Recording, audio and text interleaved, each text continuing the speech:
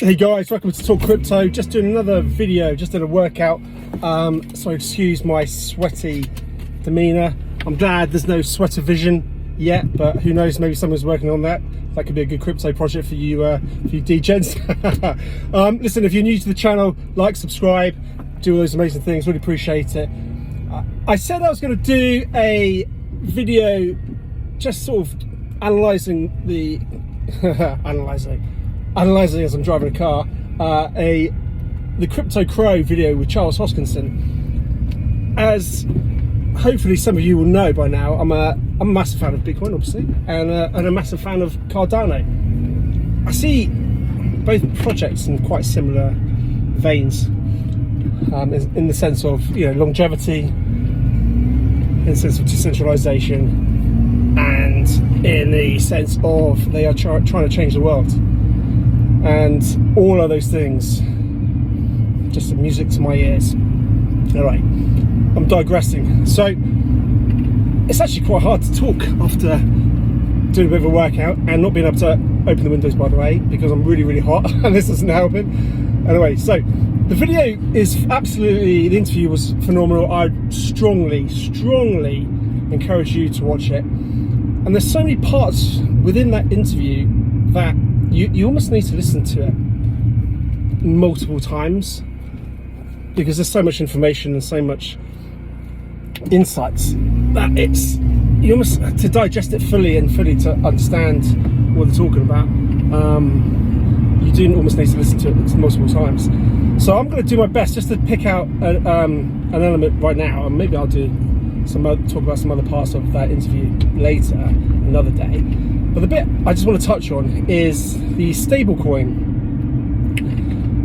conversation, debate, or however you want to put it. And there's this.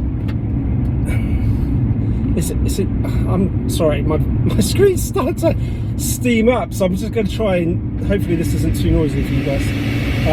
Right, yeah. So this big debate about, you know, we need USDC, Tether, and all the rest of it to improve liquidity, and obviously that's going to be really exciting. We hope that's going to have a dramatic effect on price and TVL and all those good things.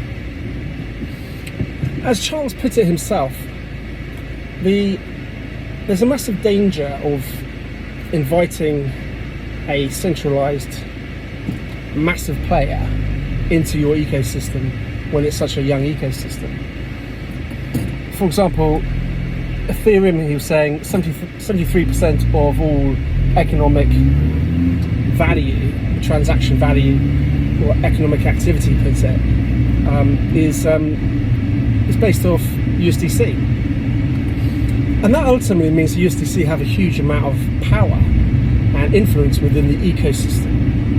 So effectively, you know, you could be letting in, you know, a wolf in plain clothes into your house without realizing the danger that you're potentially exposing yourself to. And as Charles put it himself, that, you know, it's probably better to encourage stablecoins, the organically growing stablecoins within the Cardano ecosystem to grow, to become stronger, to become of more value to us as a community, before we start looking for those centralized entities such as USDC. You know, ultimately it means we'll be able to negotiate better terms because we're not so reliant on Circle. It means Circle aren't going to be able to dictate to the ecosystem as much as they possibly could do to other ecosystems. And when you think about a short-term perspective, then you might not care, in actual fact, if your whole ethos is, I just want to make as much money as I can, I don't care about anybody else and all the rest of it, then you'll be probably all in favour for Circle being involved and having, hopefully, you'd hope that there'll be an immediate impact on price and all the rest of it. Now, I'm not in it for a short-term perspective. I'm not in it for just number go up in 6 months or 3 weeks or 2 days. For me, yes, I want it to go up, but like I've said a million times before, and I'll say again, I came here for the economic value, but I'm bought into the philosophy of Cardano, of Bitcoin, and I'm here for the next 20 years. So, or however long I'm on this planet. So I'm not interested in short-termism. I'm not interested in short-term, quick buck, let's screw everyone else and not care about anybody or anything. So, and I think I was really undecided in terms of the whole stablecoin debate, in terms of where the land lies, and I think I had to sort of really listen to lots of different voices, take my time to form my own opinion, and I think if we look at a lot of scenarios, I think for all those reasons that I've just outlined, it's really, really important to support and build within our own ecosystem.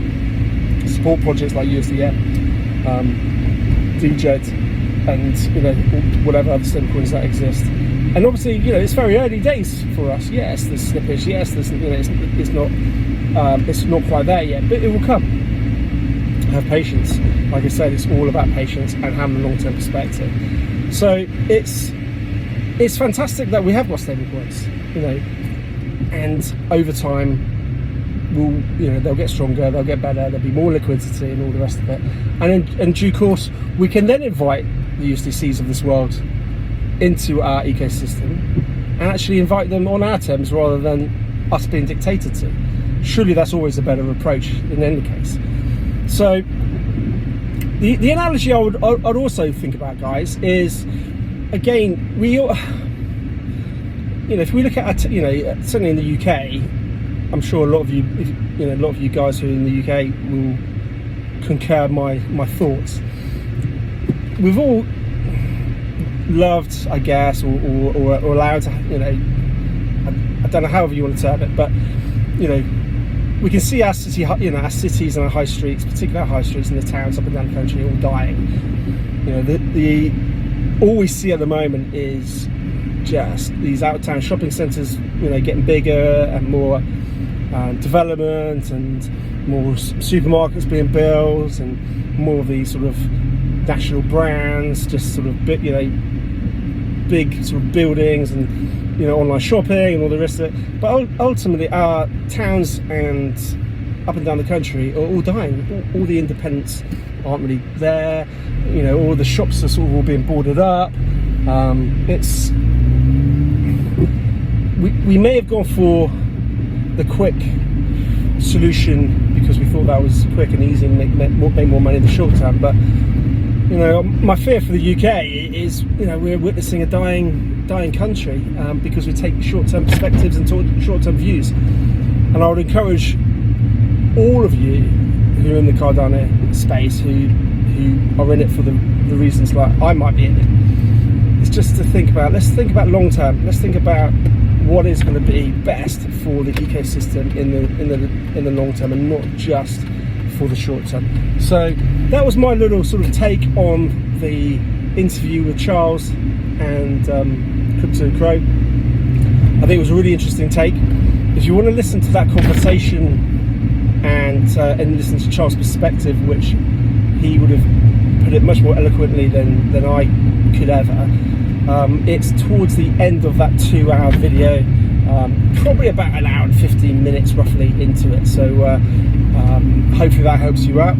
But listen, guys, I hope you like that. Give us a like, give us a subscribe, really appreciate it. And I'll try and share some other little bits that I can pluck out from that video and share with you my little 2 pence worth for what it's worth. All right, guys, I love you and leave you, and I'll catch you later. Take care.